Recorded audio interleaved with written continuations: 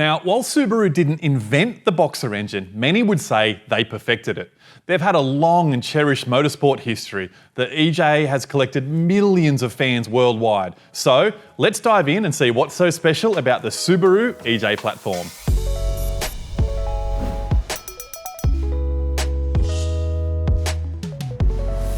Okay, before we go any further, let's get the definitions of a flat and boxer engine right, because they're not interchangeable. A boxer engine is a flat engine with a pair of pistons connected to a different crank pin mirroring each other. But not all flat engines are boxers, because a flat engine can also have piston pairs sharing the same crank pin, working in the same fashion as any other V configuration engine. So while all boxer engines are actually flat engines, not all flat engines are boxers. Are we clear? Okay, so with this out of the way, we can move on to the hero of this video, Subaru's EJ series engine. The late EJ series is considered by many to be the pinnacle of the Japanese boxer technology. But Subaru's strange obsession with flat four engines started way back in the 1960s. They released in 1965 Subaru's first boxer, which was a 900cc water-cooled engine known as the EA52. It made just 55 horsepower, which was actually not too bad, given that it was fitted to a car that weighed only 550 kilograms. Subaru continued to develop the boxer engine, investing a considerable amount of resources into a platform that would eventually lead to the EJ. The EJ series made its debut in 1989 in the Subaru Liberty and the Subaru Legacy in the North American market. It remained in production until 2021, making it one of the longest running production engine platforms of the modern era, and it was the mainstay of Subaru's engine line. It was the EJ that gave Subaru international clout, powering its World Rally Championship cars. And of course, we can't talk about the EJ without mentioning the famous car it was fitted into, the mighty WRX.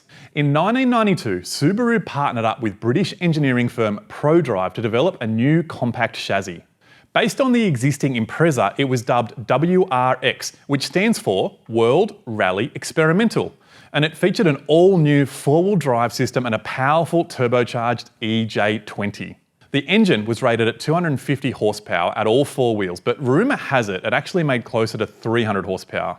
In the super capable hands of Colin McRae, the famous 555 WRX STI went on to win the WRC Constructors title for 3 consecutive years in 95, 96 and 1997. Due to their reputation as a compact, reliable engine platform, the EJ20 can be found in numerous amateur and professional motorsport series. They've also been a popular conversion for Volkswagen guys as a modern, flat-four successor to the ageing air-cooled engines. And, along the same lines, are a popular engine for kit cars based on the older Porsche models. The EJ engine has been produced in over 20 variants since 1989, which means two things. There is plenty of options to choose to suit your requirements, and depending on the model, they can be plentiful and they can still be affordable. You can split most EJ engines into two groups, pre-1998 and post-1998. Both groups include naturally aspirated and turbocharged variants. An easy way to tell if it's an earlier or later model EJ is by looking at the engine code. The earlier models end in a letter, like EJ20G, for example, while the later ones end in a number, like EJ205. For performance builds, the most desirable EJ would probably be the EJ207. These were found in STIs made in 1999 and then 2001 to 2005. They come with a forged rotating assembly that tends to enjoy higher boost levels than the other variants. Of course, it is possible to turbocharge a naturally aspirated EJ or increase the boost on turbocharged ones. But keep in mind that the factory cast OE pistons found in most EJs are considered a weak link, would normally need to be upgraded. When it comes to modding an EJ series engine, thanks in part to the standard architecture, it's common to mix and match blocks, cylinder heads and rotating assemblies depending on your build and what's available at the time. There are plenty of setups making 300 to 350 horsepower on a stock engine with basic bolt-on mods. But If your horsepower aspirations are in the 400 plus region, you'll need to look at an even bigger turbo, an upgraded intercooler, upgraded fuel system, and serious engine internals, including rods and pistons. While you're there, a set of head studs and a quality head gasket just makes sense. In order to control your fresh build, there are a few engine management options.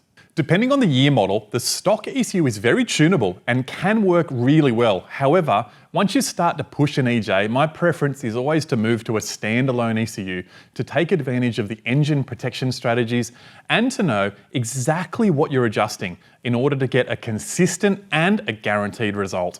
If you're looking at a standalone ECU upgrade, we've got a full range of plug and play and wire-in ECUs that will provide you with a completely programmable engine management solution.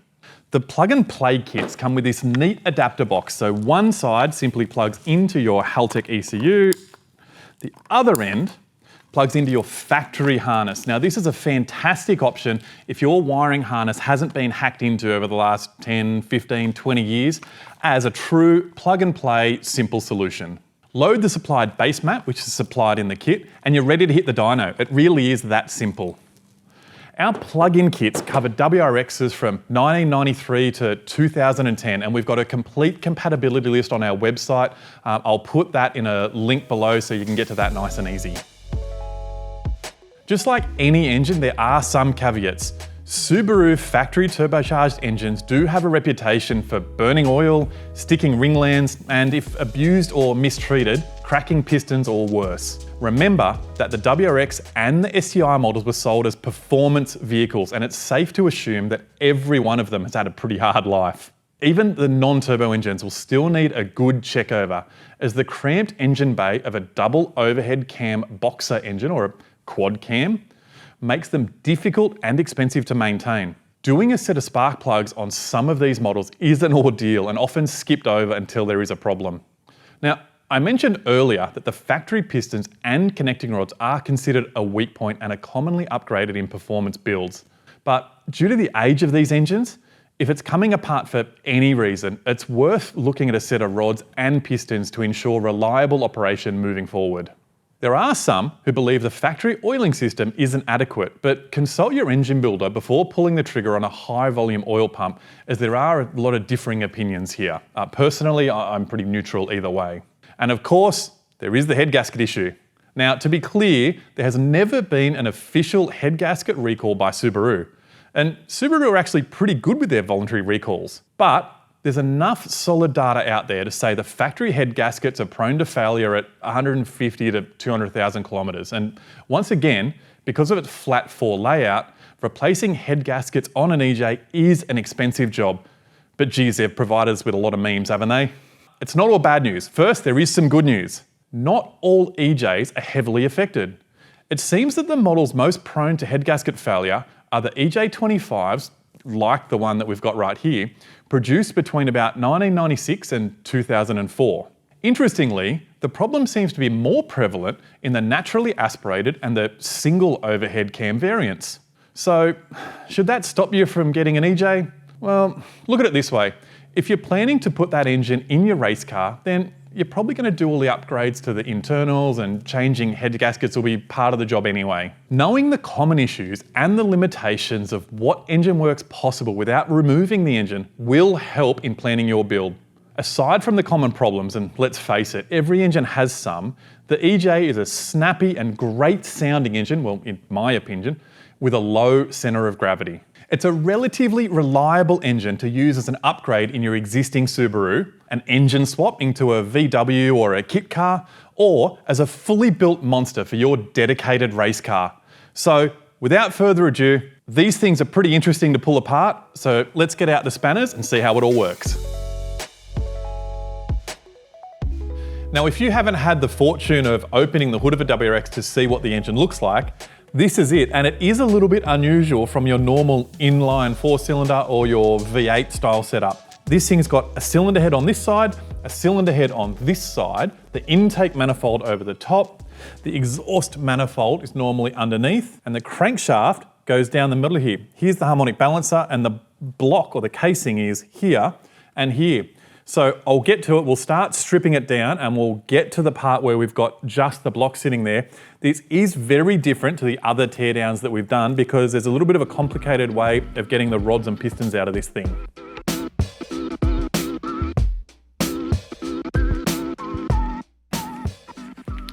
So there we go, there's our intake manifold or our intake plenum. It's got an electronic throttle body hanging off the side of it there.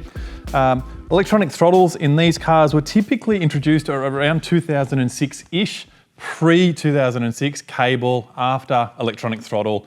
There are some exceptions to that, but that's a pretty reasonable thing to think. What I did want to show you here is these things, the tumble generator valve. So what happens here is that we've got a stepper motor with a position sensor. We've got two of them, one on either side. These things are the source of some diagnostic trouble codes and engine lights in some of the Subaru families where they'll get stuck or they'll have position sensor problems. Basically what's going on here, a tumble generator valve. So this thing is used and we map that open or closed or a particular position depending on the engine RPM, basically to increase airspeed for the engine, so to increase drivability. One of the mods that a lot of people do on these is to remove the tumble generator valve. The STI variant actually does not have this in there at all, so you could replace that, or you can pull that shaft out altogether. There have been times known where the screws that hold them together do fall into the engine and cause problems, but pretty rare.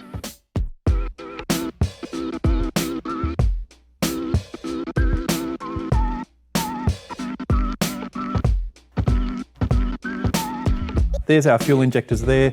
They're spraying in through the top of the tumble generator valve. Then they come down through the inlets on the cylinder head, and that's where our charge goes straight in. Next up in the Subaru adventure are these two things. Now these help with Subaru's secondary air pump system. What's happening there is to pass any of the emission standards that this thing needs to pass. These are here to pump air into the exhaust system while the engine's cold. Basically, they're helping the catalytic converter in the exhaust to get up to temperature as quick as possible. Then, once they're up to temperature, the catalytic converters take over and the air pump's typically not used after that. Again, these are another thing in the Subarus that do cause a lot of check engine lights. The air pumps often fail, so that's one thing to have a look for.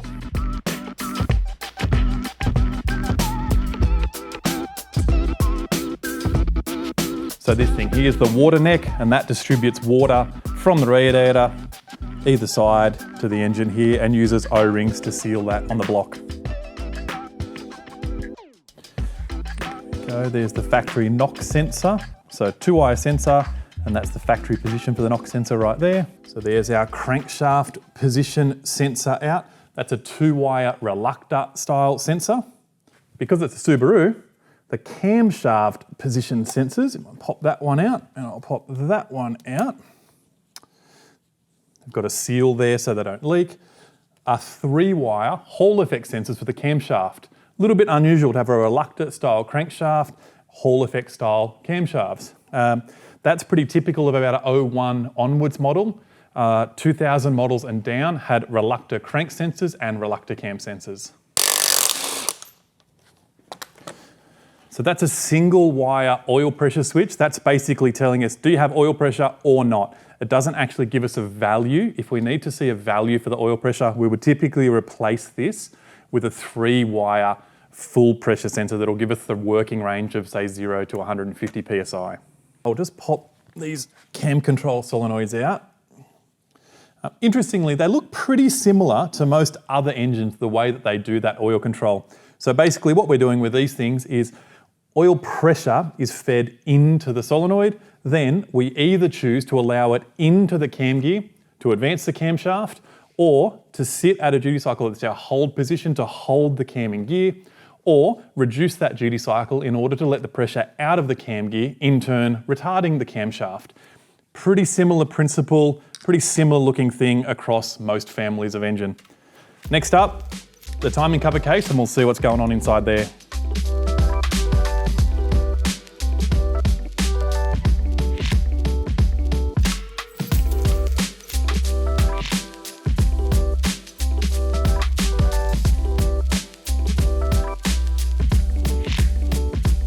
So next time you need to do a timing belt on your 4G63 or your RB or your 2J, or hell, if you need to do a timing chain on your SR20, spare a thought for the Subaru guys. Welcome. This is what's going on.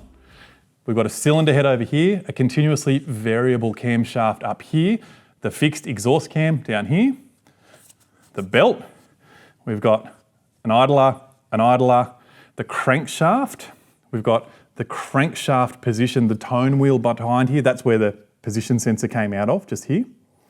We've then got the tensioner. We've got another continuously variable camshaft here. We've got a fixed exhaust camshaft here.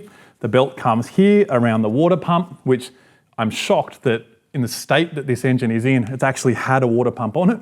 Then back, just throw in another idler and then we're back to the other side. Oil filter that's got a cooled base. That is a hell of a timing belt and definitely not something for a first timer. This is complicated to do on the engine stand right here. Can you imagine doing this in the front of your car when the radiator and your air conditioner that you don't want to evacuate is sitting about here? In case you're still interested in doing a timing belt on one of these things, the timing marks can be found here, here, here, here, and here. They're really well marked, so that's one of the really nice things. So this thing is sitting on top dead center right now. So next I'm going to take the timing belt off. I'm going to do that by removing the tensioner. I did have the motor on top dead center to show you those marks, and I've just wound it over so that all the pistons are sort of not at TDC, so that when we take the belt off, there's no chance of any valve hitting any piston. I think that's really good practice. Even if you know it's a non-interference engine, still good practice because you never know, and the one time that you don't do it, you are going to get in trouble.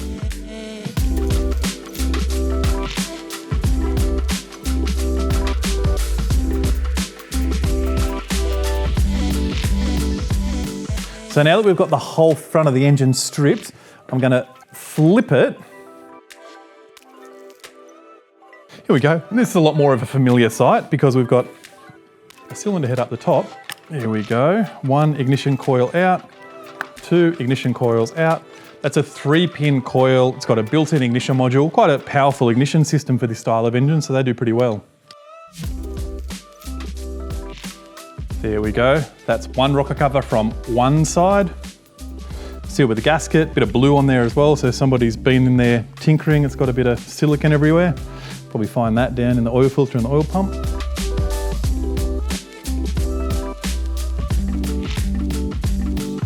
So as we take the caps off, pop them to the side, we can see here that we've got our normal camshafts, we've got our intake lobes up the top here for 2 cylinders. We've got our exhaust lobes down here for 2 cylinders. Then we've got 2, 4, 6 bolts that are holding on the intake, 2, 4, 6 that are holding the exhaust. We've got the oil supply for the intake for the VVTi. Interestingly, on the exhaust side here, there's also the grooves there for the oil supply because this engine did come with dual AVCS or dual variable cam control. The holes for the spark plugs. Very, very nice. I don't know why the pattern looks like that, but I think that's pretty cool. I like the look of it. And there you have it. 6 head studs from one side of the engine. These things are super long. Whether that plays a role in head gasket dramas in these things, I don't know. As far as torsioning these things up, obviously the longer that the stud is, the more problems we're going to have getting equal torsion when we're tightening this thing back down. Just for interest stakes, I was just curious to measure this thing, and from the mating surface of the bolt across, 170 millimeters or 6 3/4 of an inch. So it's a pretty serious head stud, or head bolt, I should say. And there you have it. The Subaru cylinder head, that's 2 cylinders. We've got 4 valves per cylinder, 2 intake, 2 exhaust. This, obviously where the spark plug is. On this side, the block, here's the head gasket, the Subaru head gasket that everyone talks about. Doesn't look too bad at the moment, but watch this. When I pull the head gasket off, this is the bit that always surprises me. Got a couple of dowels. So that is the head gasket for one side of your engine. Pop that in there. This is the bit, the open deck. So what's going on here? There's not a whole lot that's supporting the bore of this engine. So there is semi-closed deck and closed deck versions as well. Basically what that means is how much around here is filled with metal or with material, or how much is open with coolant running there. Coolant, excellent for cooling the engine, really good for a very low horsepower factory style car. The more power that you're making, everything starts to wander around, and that's where we start to have problems.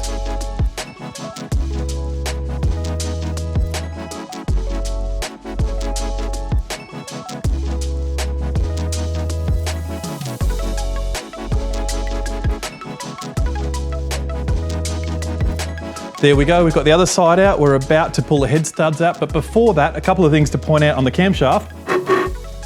Hollow camshaft and the cam teeth. So this has got the cam position sensor that comes through the back here. We'll have a look at this camshaft.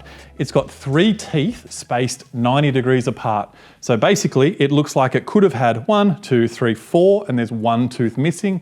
That's our unique position. So we get an idea of where top dead center 1 compression is.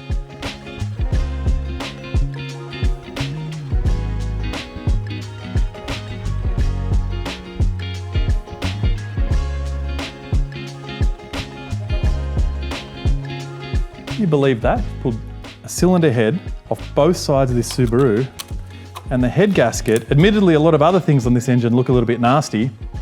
No blown head gaskets here, both of them look all right.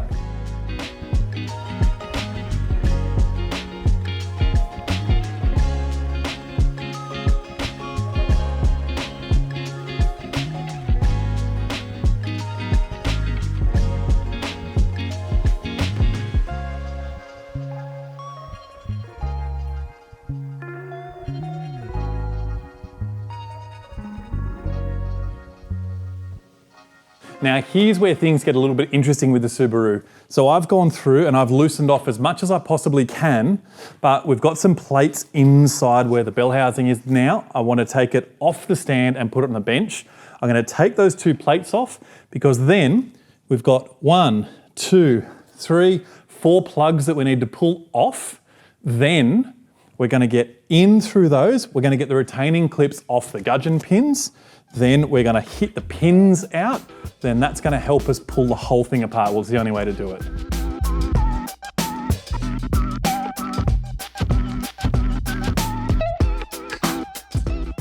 These are the plates I was talking about, so we'll get rid of them first.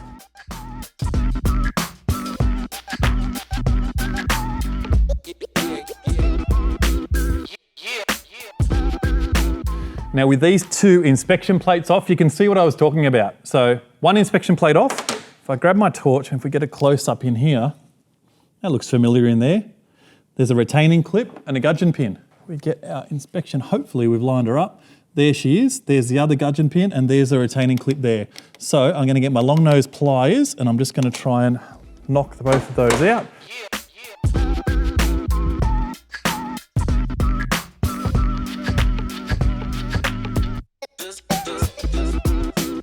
The next job, as agricultural as it sounds, is we're going to get an extension bar and we're going to belt through and we're going to try and knock the pin out of the other side where the retaining clip's no longer there. So we'll spin the engine around again until we get to a position where we can see that. Then we'll knock her out. This bit's crazy and it looks dodgy, but this is how it is. There's your wrist pin or your gudgeon pin.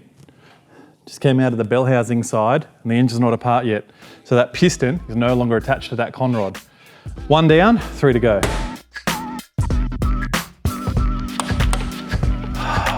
It's a boy.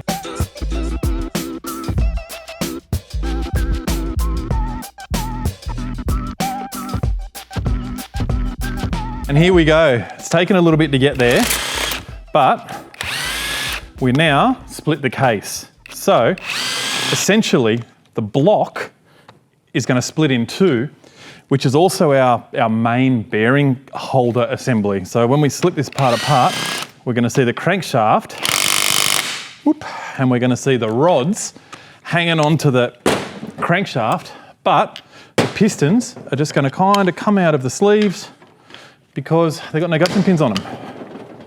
It's worth noting that once you've taken all the bolts out of the covers, there is a sneaky one in here, And there is a sneaky one in the front as well. That's our timing gear. So we spoke about that on the camshaft. This is the trigger teeth on the crankshaft. Very important to make sure you don't nick one of these teeth or scratch it, because if you do, odds are you'll have trigger problems down the track. So that's our oil pump assembly. That's our front main seal, the oil seal. The drive type on this thing, it's just got 2 flats on the front. Very similar to the Nissan GTR style pump drive, interestingly, so it's not a multi-star style setup. Just 2 flats that it runs against on the crankshaft, and that's it. Have a look here. Whew. There's your rear main seal, so that's the one behind your automatic transmission or your clutch or whatever your car may be. Here we go. Whew.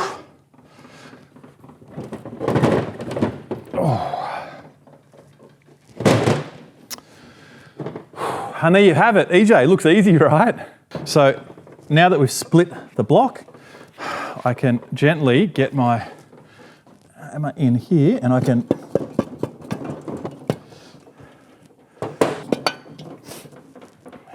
here comes the crankshaft. Wiggle him out. And our connecting rods. I'll just pop that the front there. Then we've got the other half of the block. And there you have it. That's the absolute basics of your EJ engine, how the block splits, the pistons look like, what the gudgeon pins look like. What's interesting, oh, it is quite heavy, but look how cute the crankshaft is. She's tiny, but you know that because when you look at the engine, essentially it's two-cylinder engines that are 180 degrees opposed. Amazing. Certainly an engineering masterpiece, and they do sound amazing. Well, I've definitely been looking forward to this episode because I do love an EJ teardown. A lot of people that haven't had a huge amount of experience with Subarus, I'm sure will be surprised with the way that these things come apart, with what the crankshaft looks like, with how those pistons are pulling in and out like this. It truly is an amazing thing. Look, they are difficult to pull apart. They are even more hard to put back together, and credit to the guys that are building these things and that are making huge horsepower out of them. There are EJs in excess of 1,000 horsepower, and that be absolute credit to the engine and to those engine builders. Now, if you're a proud EJ owner and you've got some awesome experiences with your EJ engine, with how reliable it's been, with some crazy places it's taken to, leave some comments, let us know what's going on and what you've been doing with your EJ. As always, if you want us to tear down a different engine that you're interested in, hopefully something as unusual as the EJ so that I learn something out of it as well, please leave it in the comments. We'll do our best to get whatever engine you guys ask for. As always, thanks so much for sticking to the end. I know this was a long one. My name's Scott. Catch you next time. Thanks for watching, guys. If you like this video, smash that like button. We put out a new video every week and sometimes even 2. So don't forget to subscribe to our channel for more awesome content.